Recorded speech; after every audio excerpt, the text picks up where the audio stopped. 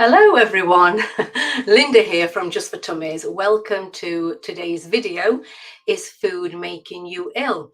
So whether you're watching this video on YouTube, on LinkedIn, on Facebook, welcome. You may be watching it on catch up later.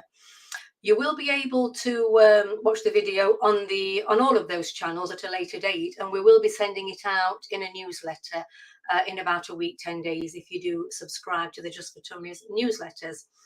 So I'm very pleased to have my guest today, and it's someone that maybe some of you will be familiar with, Jane Barrett, nutritional therapist. We've had Jane on our videos a few times.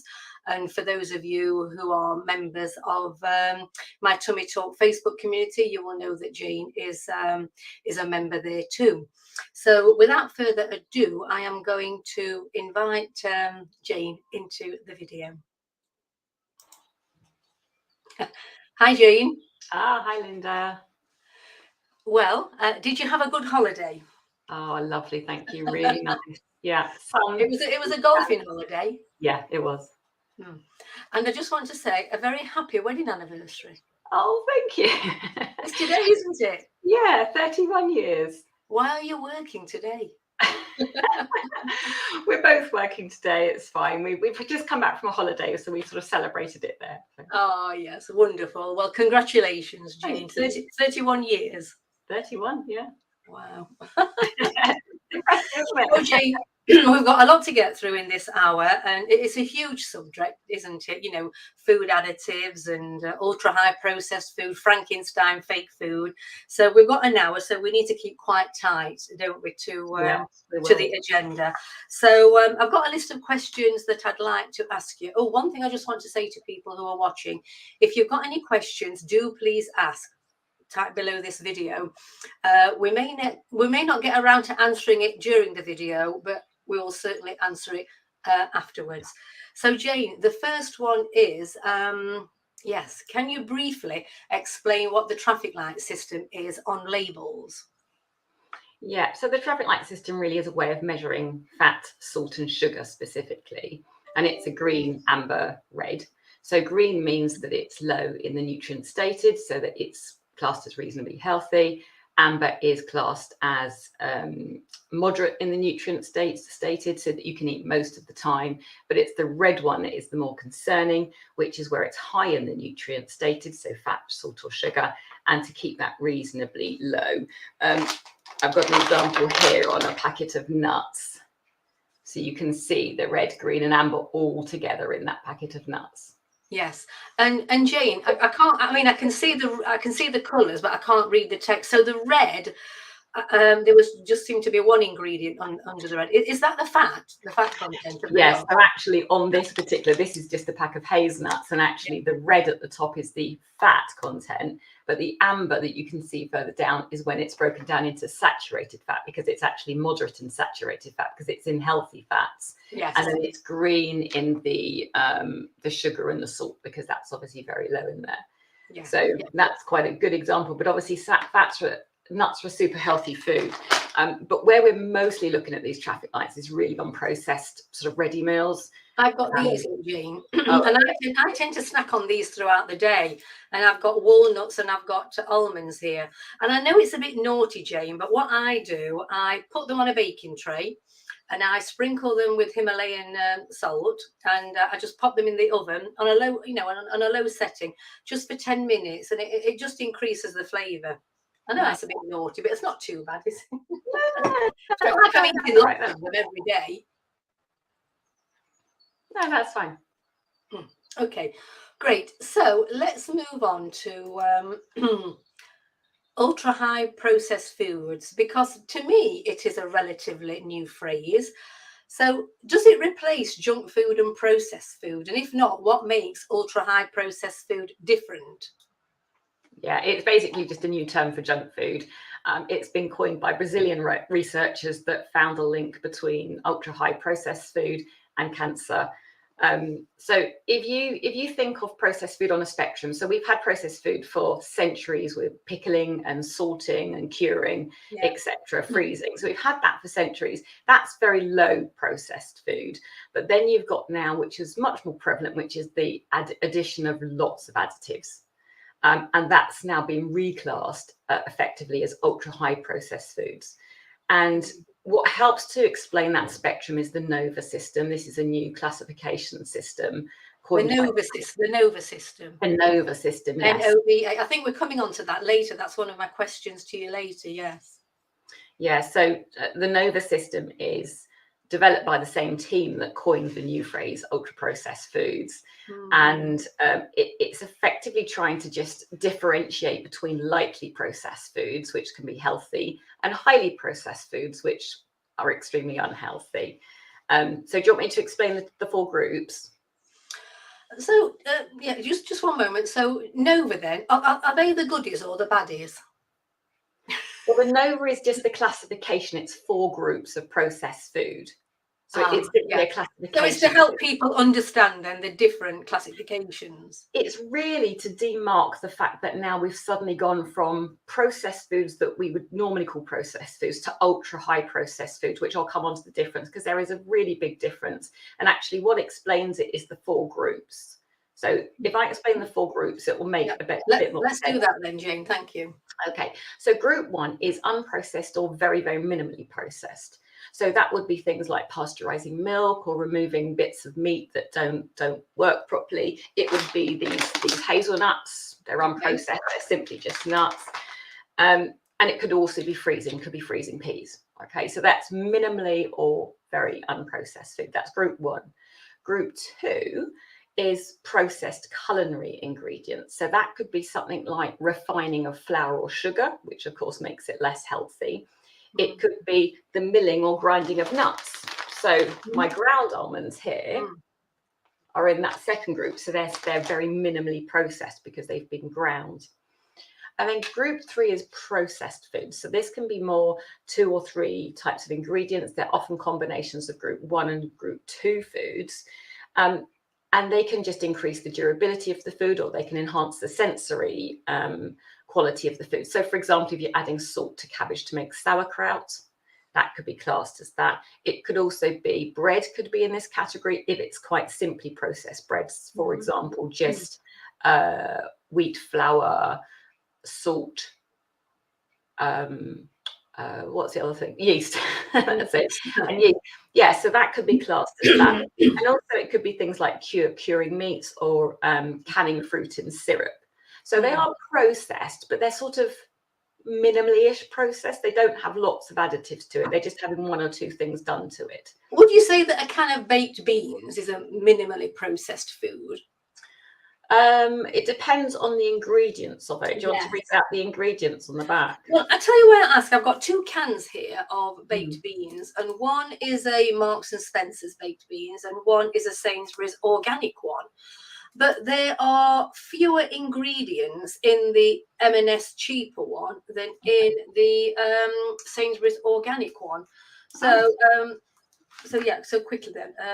Right, ingredients in the M&S one, these are 55 pence a tin, because I think the price of baked beans at the moment is just horrendous. Right, haricot beans 49 pence, tomatoes 33%, water, sugar, corn flour, salt, vinegar, dried onion, paprika extract, onion oil, garlic extract. Okay, that's probably a group 3 because it's got a few additives, but there's not any sort of emulsifiers or colorings or flavorings in them. No, that's right.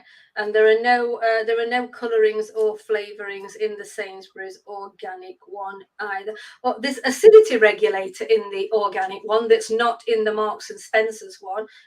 Citric acid and malic acid. Yeah. But they put those into as a natural preservative. Yeah. Right. Okay. Great. Okay. So that's the 3rd classification. Yeah. So the 4th group is the ultra high processed group, and this is kind of like the new level of junk food effectively. And this is where you get ingredients that are generally not found in domestic kitchens. They're things that your granny wouldn't recognize. They're things that you can't pronounce. They're usually chemicals. And to give you an example, bread I mentioned before can be a group 3 processed food because it's just made with wheat flour, salt and yeast. A bread that is I don't know, let's take a gluten-free bread where you've taken the gluten out and you put lots and lots of additives, emulsifiers, flavorings, colorings, numbers, etc. That makes it highly processed. That's your shop bought, like supermarket mass-produced type bread. It is pretty much your mass-produced type bread, yeah, as opposed to your nice sort of sourdough, organic loaf or something that you get from a bakery. Yes. So ultra-high processed food category 4 contain ingredients that have been manufactured in a laboratory, basically. Yes, exactly that. Okay, right. We'll come on a bit more to ultra-high processed foods. Well, yes, next actually. What is the prevalence of ultra-high processed foods in the UK? Well, do you know, I looked this up ready for this talk and I was actually quite shocked about it. It's believed that 50 to 60% of our daily energy intake come from ultra-processed foods. Really? I just think that's so high. And it's also believed, there were some figures here on an article that I read, we consume 8 kilograms a year of chemical additives. That's 18 pounds. That can't be good for us, Jane. That cannot be good for the human organism. It certainly can't. I mean, I'm really shocked at that statistic, I have to say. I mean, I know that they have increased massively recently, but I'm still shocked by that. Because the immune system will just not be recognising those ingredients. Exactly that. Yeah, I'll come on to that later. The body just doesn't recognise it. Yeah. Okay, so what are common additives added to ultra-high processed foods? Can you give us some examples? Yeah, sure. Well, first of all, in the journal Nature in 2020, the last count was that 330 different chemicals were approved for use in food manufacture. 330. Is that in the UK? I don't know, actually. I'm assuming that's probably global because a lot of it will be quite similar that are used around. But even so, 330 chemical additives approved for use in food manufacturing is huge. So I'll just go through some of the basic ones and just give one example because there's so many to give. Okay. So preservatives are very commonly found in things. You can have potassium nitrite that helps to keep meat fresh. You can have sodium nitrate, which helps to make your meat look pink. And then acids that you mentioned before, citric acid, malic acid, acetic acid, they're all acids as well. So they're all preservatives. But sorry, Jane, but can they be harmless preservatives and harmful ones? Yeah, they can. So you can have natural ones and you can have synthetic ones, and the difference in them is quite significant in lots of the categories. So for example, the citric acid, the acetic acid, the ascorbic acid, they're all relatively natural. So they're not so bad. So I think you mentioned that those were in the baked beans, and you quite often find that as an acidity regulator when you have tomatoes. Yes. So that's not too bad as long as you're not having it all the time. Yes. But colorings, this is more interesting because colorings, so let me give an example of one called sulfite ammonia caramel, and that's to make things look caramelly, so it can be beer or tea or desserts. And usually when colorings are used, they're often to substandard quality food. So they're basically just coloring it where there is no color, which is awful. Just making it look more attractive. They're making it look more attractive. Now, you can get natural coloring, so you can get anthocyanins, which are blues. Yes. And then you can get, what's the other one? Carotenes, which are orange. So they're natural. However, the synthetic colors are much cheaper and they are much more efficient. They basically color things better, so they have to use less of it. So, of course, that is far more used in food manufacturers, sadly. But good brands, you will notice, will tend to use more of the natural colorings or flavorings or preservatives. As you start to look at them, you can start to sort of see a pattern. So that's colorings, that's a biggie. And then there's flavorings. So you can have natural flavoring. So, for example, you can have orange natural flavoring that might have come from an orange essential oil or something. But then you've got things like MSG, monosodium glutamate, which is a flavor enhancer that's found in lots of ready meals, but also found in lots of Chinese takeaways. Yes, with common symptoms of headache and fatigue And nausea, yes. And monosodium glutamate, has lots of issues with it. And then emulsifiers, there's emulsifiers, which I'll come on to talk about in a bit more, but there's one that's called mono and diglycerides of fatty acids, a very catchy name, which is often found in bread or frozen meals or mayonnaise. And then there's artificial sweeteners. Sucralose is an example, obviously found in anything sweet, so breakfast bars or cereals or soft drinks commonly. So preservatives, colorings, flavorings, emulsifiers, artificial sweeteners, they're the main ones that we tend to see in there. And there is a French project that's going on. It's called the Nutrinet Santé project, and it's about 500,000 people they're following. And they follow them up with blood, stool and urine tests, I think. And they're investigating the difference between nutrition and health relationships. And one of the epidemiologists based on, I'm going to quote him exactly because I think this is a really great quote. The cocktail effects of all these additives have also never been investigated. They may generate a health effect that doesn't happen when the additives are used individually. That's interesting, isn't it? So not only do we not know if you have a cocktail of those 330 across all of your foods, what I add to that is that we don't know the cumulative effect of all of those chemicals, plus what's in your environment, plus what's in your household, plus what's in your toiletries and your skincare. I know. Yes. So there's just so many. Just being bombarded. On this Word doc that you sent to me, Jane, it kind of jumped off the page at me, actually. Basic principle of toxicology is that the dose makes the poison. So not just the dose, but the combination of doses makes the poison. Absolutely. It's a well-known phrase in toxicology, and it's absolutely, which is why, and I will give some tips later on, why we need to just look at all areas that we have these things that are sneaking into our life, because they're not just coming in through your food, they're coming in through your skin, they're coming in through your environment, your nose, your lungs. So we need to be looking at them all and making a big effort to reduce them. I suppose when it comes to environment, Jane, there's not a lot we can do about that, is there, really? You know, are you talking about when we're kind of out and about in the community, or are you talking about when we're in our own homes, offices, whatever? Yeah, absolutely. It could be a bit of both. So it could be something, for example, like using plug-in air fresheners, or using Febreze sprays, or any of those unnatural sprays. You know, all of those sorts of things. So yes, there's certain ones in the environment that we can't control, but you certainly can control lots around your household, for sure. And just spraying lots of so many smells and fragrances are added to things these days that we really don't need. I mean, everything I have in my house just has essential oils in. I just remember the adverts, the commercials on the television, although I've not seen them for several months now because we don't have a TV license, we don't watch television. But when we did, adverts for like Shake and Vac and Febreze. I thought, why don't you just open a window? I'm totally with you on that one. Okay, so so why are these additives harmful? I suppose in small doses they're not harmful, are they, Jane?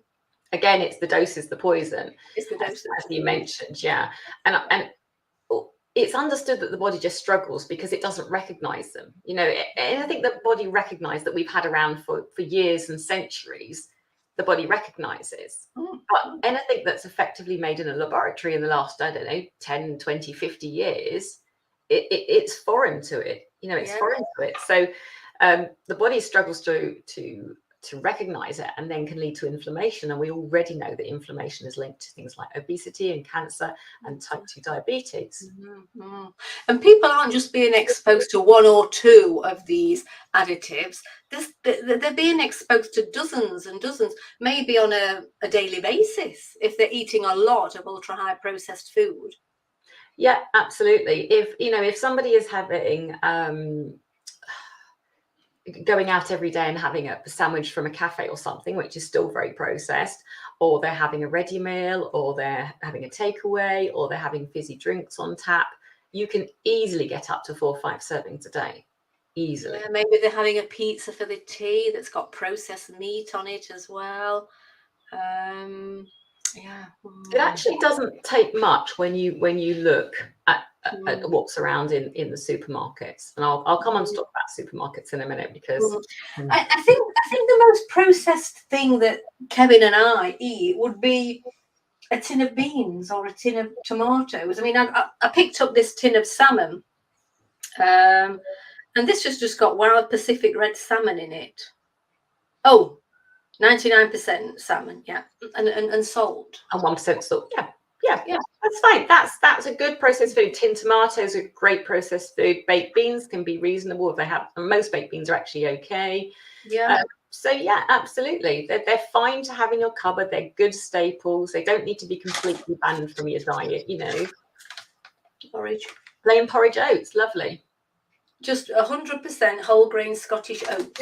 Yeah. So that. And you can do so much with porridge oats, can't you, Jane? You don't just need to have them as a breakfast cereal. You can make flapjacks and all kinds of things from them, can't you? You can. That's a good example, actually, because nowadays you get all of the little sachets of oats that are ready to make. So they're being pre-processed to be ground down so that they're easier to cook. And they've normally added sweeteners and sugars to it. Yes. You don't need to. And then that makes that a highly processed, ultra processed food. And all it is porridge oats that you can add your own maple syrup to, or you can add your own. My mum likes to buy those little pots from the supermarket, but when I look at the ingredients, I say, well, Mum, why don't you just make your own porridge?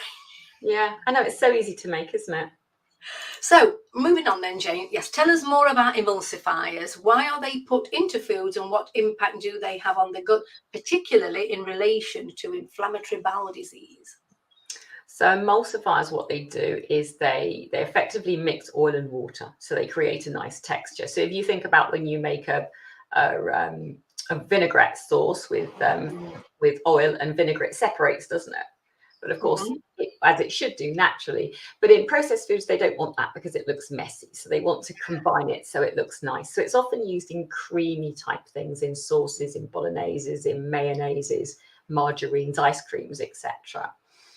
And you can, again, so here you can get natural ones and synthetic ones, again, like in most additives. So the natural ones is lecithin that comes from soy, and carrageenan that comes from algae. So they are the better forms, and in the better brands you'll find those emulsifiers there.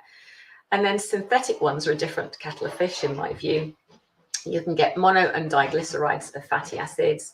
That's actually known as E471, which is an E number that you see a lot.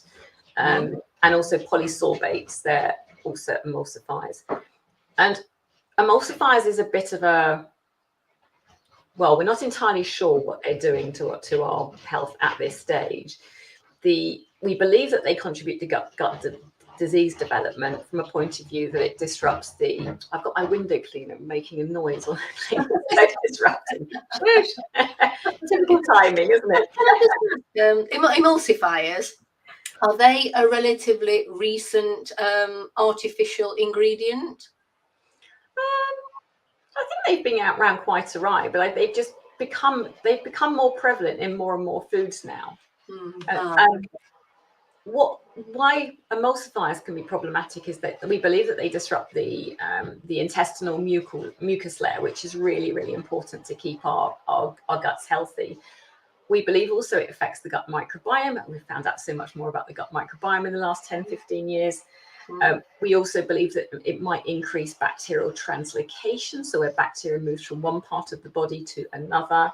Okay. So to increase inflammation. Now, I like to use the analogy of washing up liquid. For me, an emulsifier is like squirting washing up liquid into your gut. When you squirt washing up liquid into a bowl, it disperses the fat. That's what it's supposed to do. Yeah. And that's effectively what it does, or we believe it does to your mucus layer in your gut. So it's almost like cleaning your gut out when actually you want it to stay, with a nice mucus layer in your gut, which is very protective. So an emulsifier begins to break down that protective mucosal layer that lines the gut. Yeah, like washing up liquid does in a bowl of greasy washing up. It breaks through the fat layer. So that's kind of the analogy I like to use.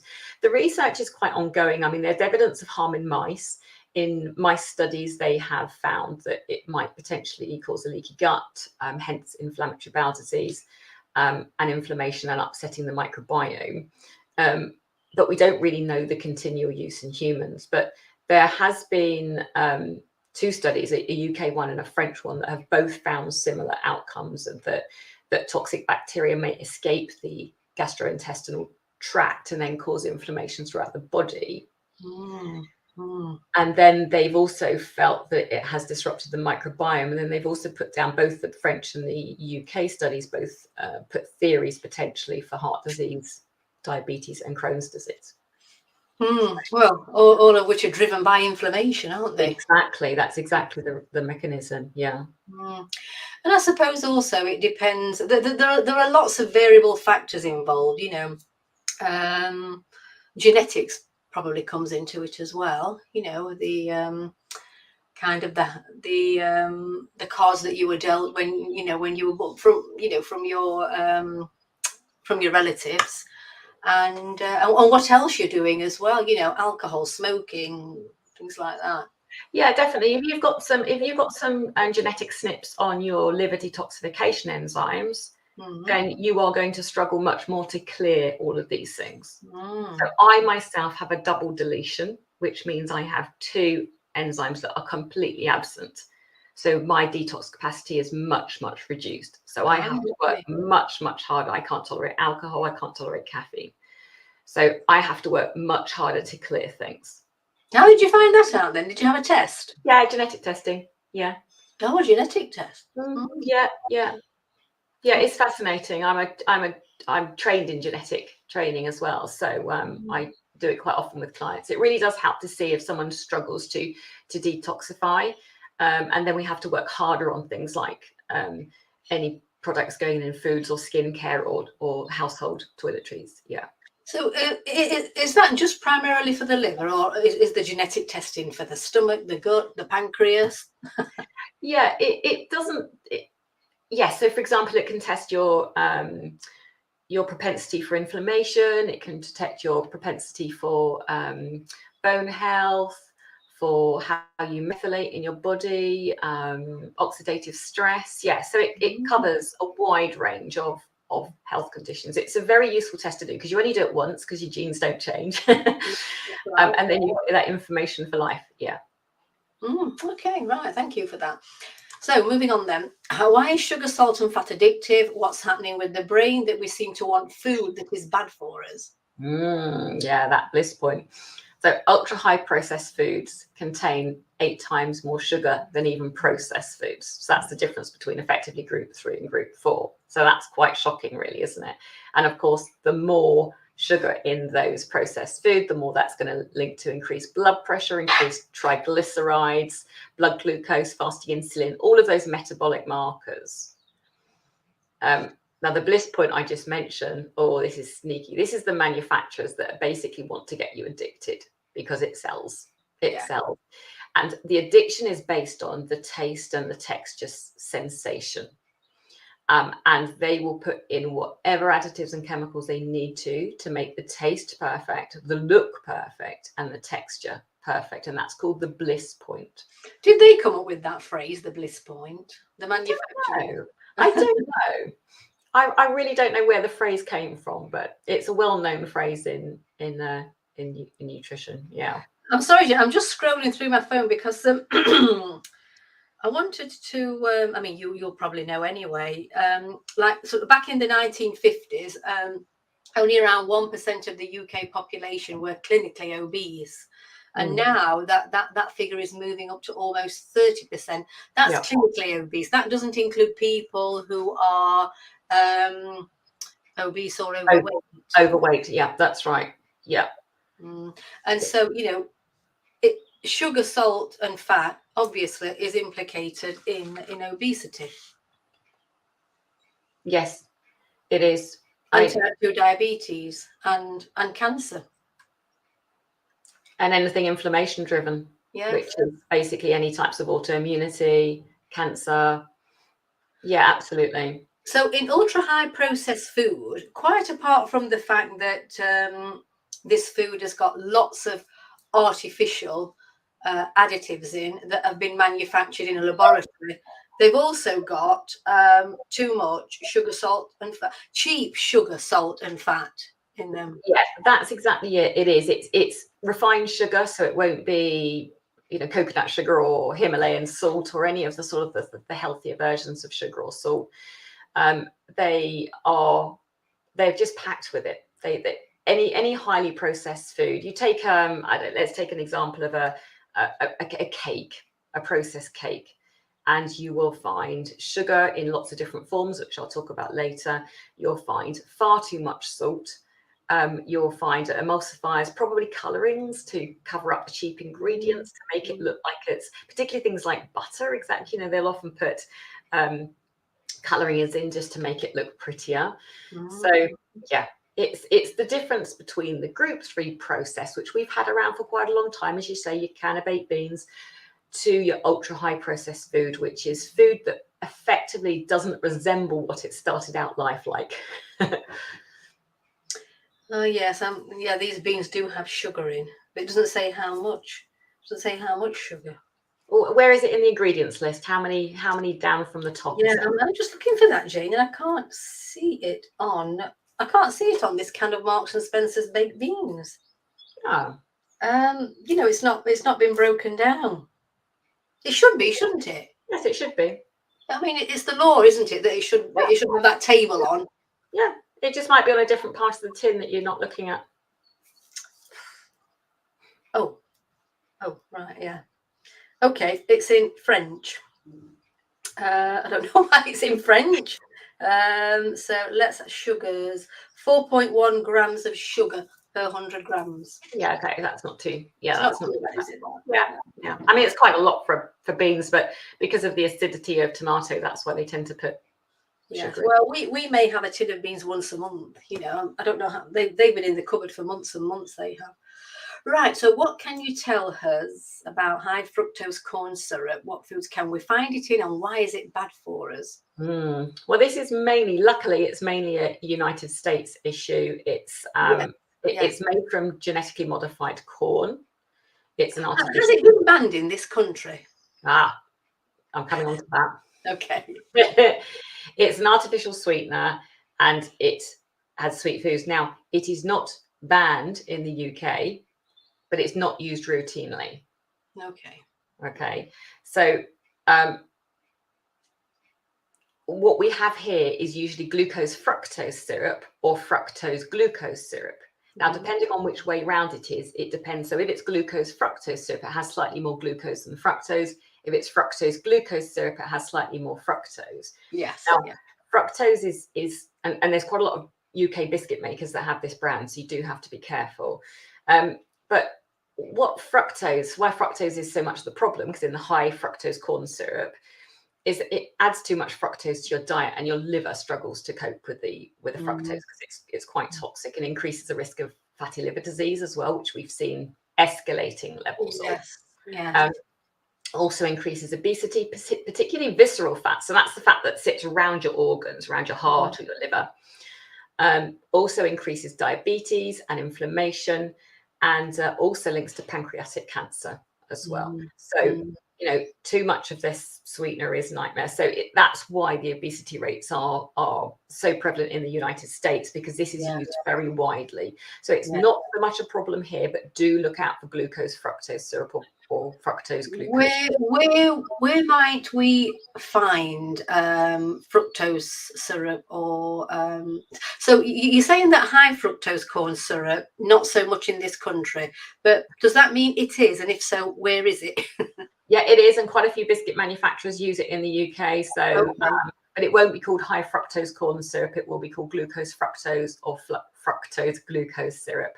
You can't buy it on its own as an ingredient here, like you can in the States, but it is put in foods. So again, it's just checking some of the. I'm not going to name the manufacturer, but you know, look them up. They're even quite well-known biscuit manufacturers. Let's just say. Okay, and if they do put it in, they have to put it on the. They have to list it as an ingredient. I believe so. I believe they have to, yeah. Okay. Gosh. But one thing that's interesting about sweeteners is that this is all about politics, because in 2016 they brought in a sugar tax, and the way to get around it was to put sweeteners in. So hence why the use of sweeteners and glucose fructose syrup increased massively in foods. Right. Okay. Then I'm just trying to get my head around that. So they brought in the sugar tax. Yeah. So manufacturers wanted to find a way around that, so they didn't have to pay as much tax, because they're always Exactly. thinking about the figures on the balance That's sheet. exactly it. Yeah. So they went down the sweetener route then. But Yeah. But sweeteners are sugar. They're not really. They're Well, artificial. the chemical sugars. They're chemical sugars. Yeah, they are. Yeah. Right. But they're both problematic. Sugar is massively problematic, and so are artificial sweeteners. In my view, I would prefer sugar over artificial sweeteners any day, because the body actually at least it's been recognizing it for hundreds of years, hasn't it? Sugar. Yeah, of And course. you know, we didn't have the obesity rates we had in the 1970s. You look at, there's lots of beach photos circulating, lots of social media about people in the 1970s on a beach, and that, you know, there's not You can't help but notice, you can't help but make an observation, can you, Jane? The difference. Yeah. And I think a lot of people just don't realise that it's what they're eating that's causing not just the weight gain, but you know, other health issues that they may have. Just talking about sweeteners, so a natural low calorie sweetener then maybe that you want to put in your coffee or your tea is something like stevia. Stevia is the exception because it's completely natural. It comes from a plant. It's extremely sweet. It's something like 100 times sweeter than sugar. I think it's something like that. So stevia, pure stevia, is absolutely fine to use, but stevia that's put into other things, I think there's a brand called Truvia that's got lots of other additives in it. So again, pure stevia, fine. Again, in some of the better brands, you will find stevia as a sweetener, but generally any of the others, which I will come on to talk about, no. Yes, I have 1 cup of coffee a day, you know, and it's my treat, and I make it with almond milk, and I just put 1 little click, you know, from my of stevia in. Yes, and that's my treat every day. Right, where were we? Oh yes, okay. Are fizzy and artificially flavoured drinks really that bad for us? Well, a lot of the health issues I just explained before about the liver and obesity, they are the same whether they're fizzy or artificially flavored drinks, because it's again, it's the sweeteners that are coming into our diet. Now, again, like all the other additives, we have natural flavorings and synthetic flavorings. So we can have, for example, an orange flavoring, and an orange may have come from, let's just say, an extracted dehydrated orange or something. Yes. But then you can have orange that comes from a lab that's never seen sight of an orange. So I do believe there is a specialist company that supplies flavorings to food manufacturers. I'm sure there is. Buy your pineapple off the shelf, you know, as a chemical that's never seen sight of a pineapple. So yes, I'm always pretty aware of these sorts of things. The other things about flavored drinks, obviously the sugars or the artificial sweeteners, is also the phosphoric acid. So this is used as a flavor enhancer in fizzy drinks, and it's believed it can help to leach calcium out of the bones, so therefore put you at risk of osteoporosis.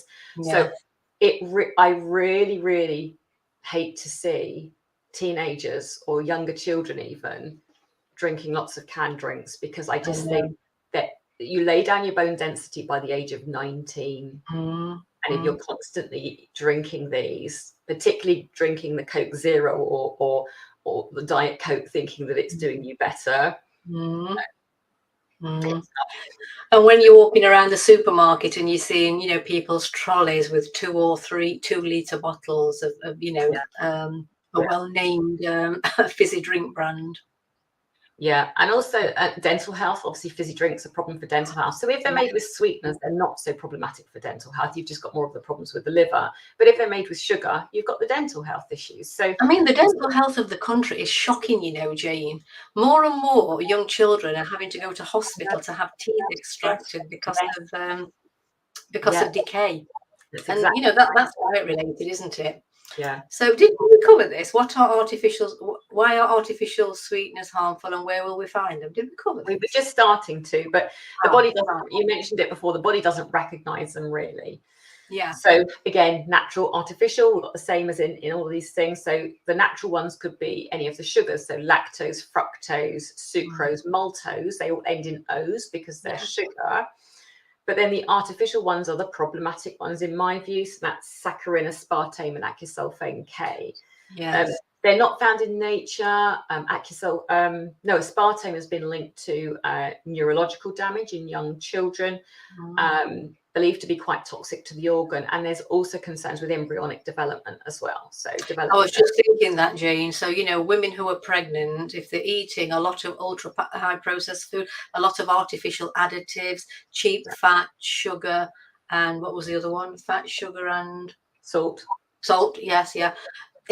Surely it's going to. There's a higher risk of it impacting the fetus. Yeah, without a shadow of a doubt, there's quite a lot of research on it. And what the artificial things do is they confuse the body. So sugar will say, okay, there's some sugar coming. I'm going to deliver some calories. And the body goes, okay, I'm waiting for it. And then the calories get delivered and the glucose goes to the brain and you can think clearly, or you can mobilize your muscles to run away. We've been doing that for centuries. But an artificial sweetener, it says, okay, right, there's some sugar coming. And then no sugar gets delivered because it's 0 calories. And the body's going, well, what's going on? What's going on? And it gets really confused. So they're just so confusing for the body. I would always choose, I don't choose sugar very often, but I would always choose sugar over artificial sweeteners because sugar's been around for centuries. Yes, we know it rots teeth. We know it causes problems, but we know the body at least can handle it in small amounts. It can't handle it in large amounts, hence what leads us to diabetes. Sometimes if I want to really give myself a treat, like I say, I'll have 1 cup of coffee a day made with almond milk and I'll put my little stevia in. But sometimes instead I will just put a La Perouche sugar cube in, brown sugar, French. It's a French brand, La Perouche of sugar, and it's lovely, and that's a treat as well. Right, okay. Can you give us some research data that links processed food to ill health? Yeah, I don't think there's really any doubt that it leads to ill health, but when you look at the studies, there's a French study that's been 100,000 people that they found that the higher use of processed food led to heart disease and strokes, so particularly heart related. And actually for every 10% increased use of the UPF, so that's ultra processed foods as we call them, there's between an 11 to 13% increased risk of those diseases. Right, okay then. So how are the food manufacturers fighting back?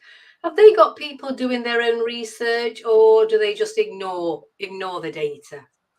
I think there's always that to consider. You always have to look at who funds the studies, Yes.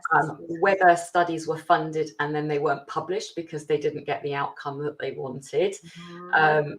If we lived in a world where every study had to be published when it was started, we would have a very different set of data out there. We would. And was it Dr. Malcolm? Oh, the doctor who wrote Doctor in Data. Kendrick? Yeah, Dr. Malcolm Kendrick. He wrote that. I've got it somewhere. It's in the Doctor in Data, and he writes a lot about about how certain, well, not just food companies. I think it's pharmaceutical companies as well. How they without a shadow of a doubt. Yes. And there's also a review that was done in India, came out of India and Yemen, which also linked some further things as well as the heart. It linked asthma, ADHD, cancer, obesity, and further growth and development. So there's lots more that's also associated with use. And in fact, that particular paper looked at the toxicological effects, so how toxic these additives are, but they looked at the teratogenic effects, which is how it affects, so exposure in pregnancy, and therefore how it affects the unborn child. Have you come across the Pottinger cats experiment, Jane? No. The Pottinger cats experiment. It was something I learned almost 30 years ago when I started my journey into natural health. An American study, it's quite old, I think it goes back to the 1940s actually, where a researcher, he got some cats and he split them into two groups, and he fed one group healthy food, healthy cat food, and the other group, and we're going back to the 1940s here, when there was much less processed food actually. And he fed the other group processed food, and too much fat, sugar and salt. And then these two groups of cats had kittens, and then he carried on with that experiment, and he found that with each progeny that was born of the two groups, the groups that were given the processed food, they got sicker and sicker.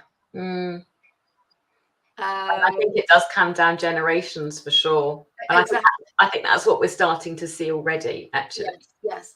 And where children are dying before their parents because, Yes, there's an increased amount of that for sure. And, this French study I talked about, which is 500,000 people they're following, it's an ongoing one. They're following, and they do blood, urine and feces markers. That's right, because they're looking at how the microbiome is affected. Yeah. And it's mentioned in there that in France now it's become quite normal. And my sister lives in France, so I've been going to France for decades. And when I used to go there 20 years ago, there was hardly any processed foods in the supermarkets. There was aisles of cheese, aisles of ham, aisles of red wine, aisles of baguettes, aisles of salad, but there was hardly any processed food. I was there at Christmas, and it's just shocking the amount. It's just like in the UK now. So even the French, who are particularly known for, good food, they have fallen foul of well, Jane, I blame corrupt politicians and all the lobbying that goes on, and having their palms crossed with silver. Yes, without a shadow of a doubt. I mean, yeah, we could talk about that till the cows come home, but there's a lot of corruption in big food. Yeah, for sure.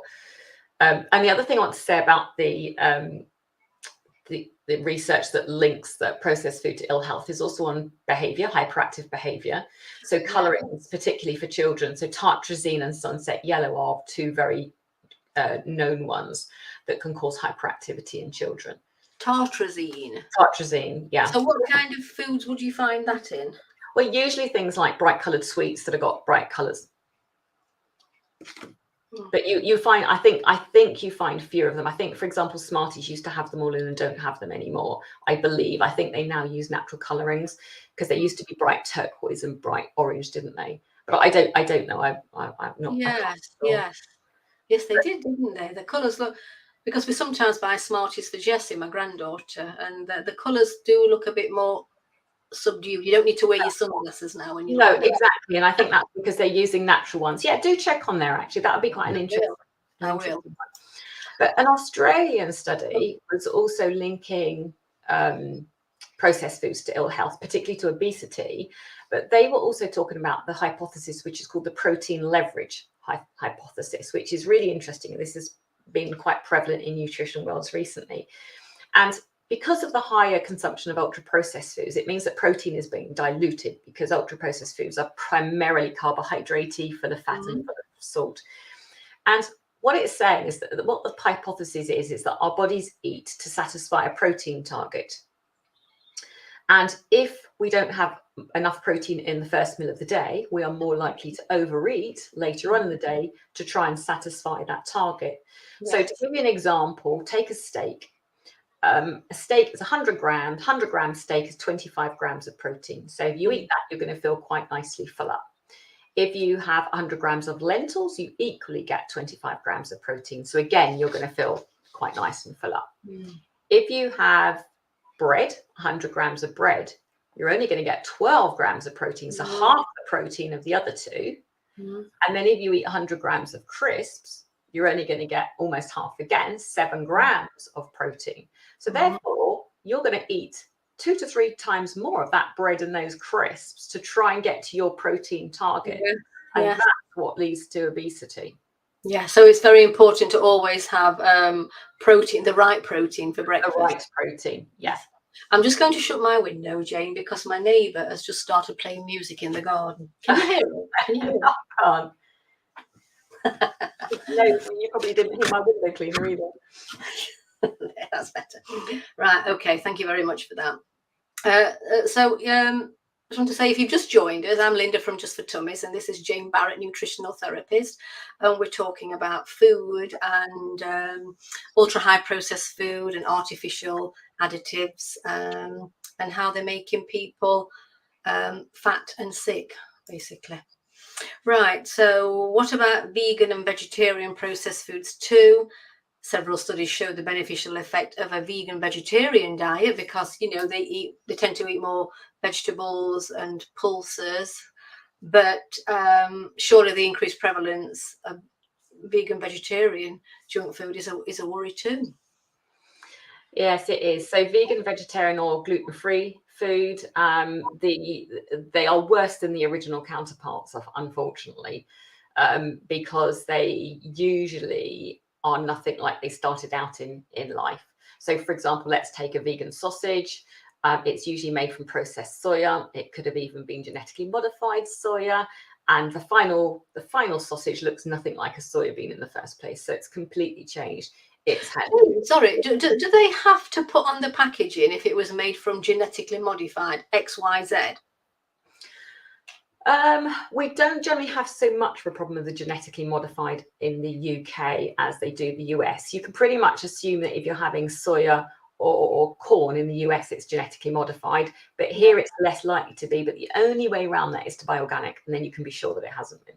Yes. Yeah. Okay. Yes. Right. So, can you give any other examples of vegan vegetarian junk food? Yeah. So anything that's basically trying to be like meat. So meat sausages, meat burgers, anything that is trying to be something that it isn't effectively. The best thing that we can do if anyone is vegan, vegetarian or gluten-free is to eat as naturally vegan, naturally vegetarian, naturally gluten-free as you can. So avoiding the substitute foods effectively, because that's where we're going to find the ultra high processing. Because there are some delicious vegan and vegetarian foods out there. You know, we have a couple of vegan restaurants in Nottingham, and the food's absolutely delicious. Yeah, absolutely, it can be, but it's actually quite harder to be healthy when you're vegan because there's much more preparation involved. So, you know, putting a piece of chicken in the oven is reasonably quick. But when you're trying to create something to make sure you've got enough protein from a vegan point of view, you usually have to be a bit more creative with your tofu or your nuts or your lentils. Yes. Okay. Right. So yeah, we've talked about fat, but can you explain what hydrogenated oils are and why are they bad for us? And can you give some examples where we might find them? Funnily enough, I had an email from a lady yesterday who wanted to know, you know, cooking fats, cooking oils, the good ones and the bad ones. Yeah. And I said, watch the video tomorrow. Yeah, I get that. I get that asked a lot, but that's another whole video. But what hydrogen does, it turns liquid oils into fat or solid or spreadable oils. It kind of changes the aspect of it, and it's normally found in spreads, so sort of margarine type spreads, and butters, biscuits, donuts, typically sweet carbohydrate foods. But partially hydrogenated oil is much more of a problem because it's completely changed the structure of the oil and it effectively turns it into a trans fat. And we know that that's linked to heart disease, strokes, etc. And much more actually liver dysfunction, Alzheimer's, diabetes, you know, all of those things. And effectively, it's cheap, it extends the shelf life and it increases stability. So again, it's just another way of making things very convenient for food manufacturers. And there's no UK ban, so no UK ban here, but the government do urge reduction. But one thing I will say is trans fats are notorious in fast food chains. Oh, yes. Yeah. Of course, you don't get any labels before you get your food. You can't sit there and read your labels. If you were to read the label of what you're about to eat, you'd be shocked. Mm. Well, we tend to use Lovely. and olive oil. Yeah. And butter sometimes. Oh, talking about butter, both Kevin and I, we're both fans of President butter, French butter, Yeah, the spreadable one as well. But they put cream in it to make it spreadable. That's interesting, because usually to make it spreadable, they tend to put rapeseed oil in it, which is not the best oil. Yeah. They put cream in it. Yeah. It's better to buy the blocks if you can, because then it's I know. We buy both, actually. We do buy both. And then if you want it to be spreadable, you just leave it out in a butter dish at room temperature. Hey ho, it's spreadable. I know. Right, okay then. So can you just mention a few bad oils then, that smoke points, just briefly? What are smoke points? Well, smoke point is when the fat can turn from effectively a safe fat to an unsafe fat. Yes. Because it can change the molecular structure. So it's a big subject, but the short answer is use saturated fats for cooking, which will be coconut oil, which will be butter, which will be ghee. Yes. Avocado oil also has a good high smoke point. That's a good one. And olive oil, okay, but just be a bit careful, because it up to about 180 degrees or so, it's maybe a bit higher, it's safe. Okay. But keeping away from the sunflower, the safflower, the rapeseed oils. Yes, okay, that's great, thank you. Oh yes, what do you know about glyphosate? As far as I'm aware, it's still being used by some UK farmers on crops, and local authorities who are spraying it in parks used by children to kill the weeds. Yeah, it's the most commonly used pesticide globally. And I thought it was banned in the UK. No. So interestingly, well, I'll come on to that. It's increased dramatically in the last 20 years, basically due to its frequent use of what's called Roundup ready crops. So basically normally soya and corn. But interestingly, the EU banned it in December just gone. But because we are coming out of the EU, it's now legal to use here till 2025. Okay, and do we know what the government are going to do post 2025? I suppose it depends what government we have in. In theory, it's going to be illegal then. But interestingly, 2025, if you go back 10 years, in 2015, the World Health Organization then, and I quote, glyphosate is probably carcinogenic to humans. So it's taking 10 years to make that illegal. And it's linked with non-Hodgkin's lymphoma specifically. So my Weetabix, I like Weetabix. It's organic, and I buy that because I know that the wheat has not been sprayed with glyphosate. Yeah. Whereas the normal Weetabix probably has. It could well have been. Yes. Right. Yeah, it could well have been. Right, great, thank you. So we've talked a lot about harmful ingredients in food, and our supermarkets seem to be swamped with Frankenstein fake food. But what should people be looking for in processed food? Oh, that's a great question. They are aggressively marketed. You're not going to see anyone market an apple, are you? Saying, come and have your apple every day, but they're going to market your Cheerios or whatever. So the 3 key tips is to look at the back of the packet. So number 1, the ingredients that are higher up the list are going to be the higher in quantity. Yes. So they're going to be the greater amount. So one thing I tend to always say to people is, if it's got the first ingredient is sugar, then just don't even consider it, because it's going to be probably 40% sugar or something. So just don't even go there. However, tip number 2 takes that a bit further, because manufacturers are dead sneaky, and they know that you're going, oh, it's got sugar in the first 2 ingredients, I'm going to put that back. So what they do is they separate out those sugars. So they call it sugar, fructose, glucose, maltose, syrups, honey, molasses, fruit juice, maple syrup.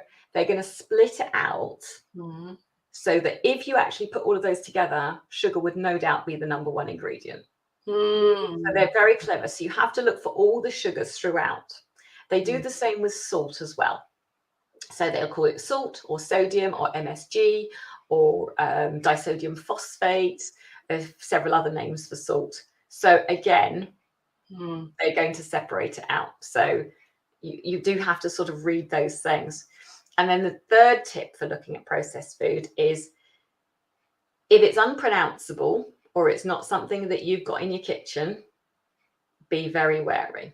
Because I don't have any disodium phosphate in my cupboards. I don't have any fatty mono and diglycerides or fatty acids in my cupboard. I don't have any. They belong in the laboratory. Exactly. So if you've got lots of those in there and you can't pronounce it, again, just be very wary. Just out of interest, Jane, I know some nutritional therapists, to help people with their diets and to understand, how dangerous these ultra high processed foods and additives are. They will go into people's homes, into their kitchens, and they will sort out all their cupboards and their fridge and just, throw everything out that shouldn't be in there, and then help them put in what should be there. Do you offer? I'm sure you're far too busy. I did actually, when I first started out, I did offer that. Nobody ever wanted it to be done. Really? So yeah, I think people find that a bit, I don't know, maybe they find that a bit intrusive, you going in and lobbing everything out of their cupboard. Oh, I thought it would be really popular actually. Or people just don't want to get rid of their the foods that they're addicted to. Who knows? I don't know, but it is certainly, I don't know many of my colleagues that do that. I don't think it's okay, I just wondered. Right. So any other tips, or have we done with that one, Jane? No, that one's done. Right. So we all know it's best to prepare food from scratch, but it's not always practical. Any tips? Yeah, so if we revert back to the NOVA system of processing again, not all processed food is bad for you. Yeah. Okay. And it's just fine. The difference between the group 1s to 3, which are fine, and the group 4s, which are not so. So I'm going to use humus as an example because it's a really good example. So humus has chickpeas, tahini, garlic, olive oil, maybe paprika and cumin, lemon juice usually, doesn't it? That's what humus has in it. Yes. So they're all ingredients you'd have in your cupboard.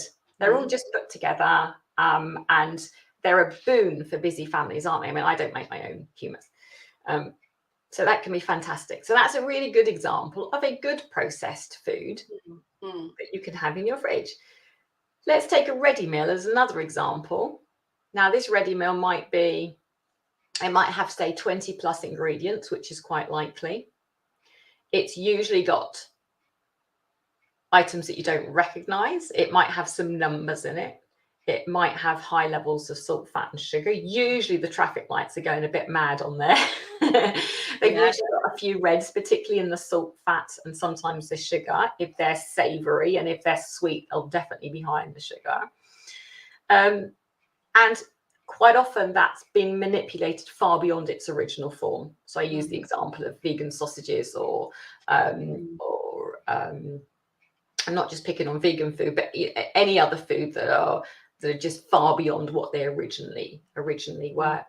So more tips that I would give to kind of finish on really is that where possible, try to choose something with under 5 ingredients. It's a good rule of thumb. Yes. But anything that is very lightly processed is generally going to be under 5 ingredients as a general sort of rule. Anything that's 10 plus ingredients, I just say kind of park back on the shelf. You can get some with 10 plus ingredients. They're actually all really good ones. For example, I had a nut roast the other day, had about 15 ingredients, but they were all things I had in my cupboard. So that would be an exception to being something quite good. Yeah. But generally anything 10 plus and certainly 15, 20 plus is going to be ultra high processed. And then a third tip on that is that if you find lots of allergens in there, so particularly wheat and particularly milk, they're cheap fillers. So they are usually used just to sort of fill things cheaply. So if you look at the back of the packet and you see quite a few things in bold, which has to be there legally for the allergens, so that might be milk, wheat, it might be soya, It might be, well, they're the three main ones, to be honest, that are more used because egg as well. Egg's highlighted, isn't it? Egg is highlighted, but egg's rarely a problem when it's put in things, to be fair. Whereas milk and wheat are usually I'm just looking at this. Ben's. I'm just looking at the ingredients actually, because sometimes Kevin and I will have one of these, you know, with some salad. Not very often, but yeah, steamed parboiled long grain rice at 66%, scrambled egg, free range egg, whole milk, water, rapeseed oil, corn flour, lemon juice, salt, spice, onion, toasted sesame oil, onion powder, salt, yeast extract, garlic powder, spice, dried garlic, chives. Yeah, so actually that's not too bad, but it's only 66% rice, so all of the rest of those additives do add up to 40-something% or 30-something%. So and you don't know if any of the ingredients have been genetically modified either. Well, you don't, and also because they've processed the rice, you don't know how much of the original nutrients in the rice has been lost in processing. And the one thing I'm not so keen on those packs for is the additives of the normally sunflower oil or rapeseed oil. I know. They're sneaking that into non-dairy milks these days. So any milk that's called barista type milk, you know, the trendy milk that you want to whisk and make a latte with it, they've usually got rapeseed oil. I've stopped buying it, Jane. Yeah, I used to buy it, but I've stopped buying it, and I'm just on plain almond milk now. Yeah, just plain. And if you want to make that, you can always add your own fat into it. You can always add your own bit of avocado oil or coconut oil into something if you want to make that. That's true. I never thought about that actually. Yeah. Right. Well, Jane, we've just gone 5 minutes over time. Huge thanks to you for giving us your time. We love having you on our videos because you're so knowledgeable. Now, if people want to contact you, Jane, how do they contact you? What's your business name called? And I know you have lots of free resources on your website as well. So just run through some of the free resources that you have.